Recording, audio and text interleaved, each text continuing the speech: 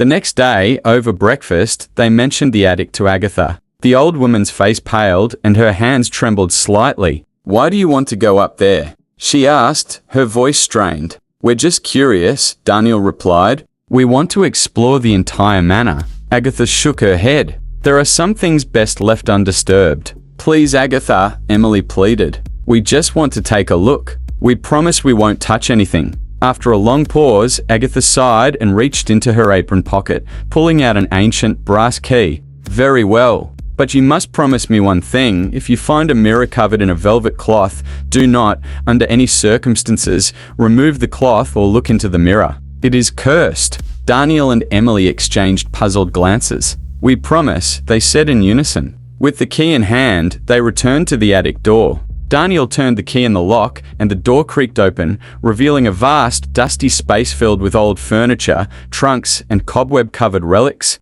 They spent hours sifting through the attic's contents, marveling at the forgotten treasures. In the far corner of the attic, partially hidden behind a stack of crates, they found the mirror. Its frame was ornate, decorated with elaborate carvings of twisted vines and grotesque faces. The velvet cloth covering it was thick with dust. "That must be the mirror Agatha warned us about," Emily whispered. "Yeah, it looks pretty creepy," Daniel agreed. "Let's leave it alone." As they continued their exploration, however, a nagging curiosity gnawed at Daniel. Why was the mirror cursed? What could it possibly reflect that was so horrifying? Later that night, after Emily had gone to bed, Daniel found himself unable to sleep. The storm outside had intensified, the wind howling like a chorus of tormented souls. Driven by an inexplicable urge, he grabbed a flashlight and headed back to the attic. He stood before the covered mirror, his heart pounding in his chest. Slowly, almost reverently, he reached out and grasped the edge of the velvet cloth. He hesitated, Agatha's warning echoing in his mind.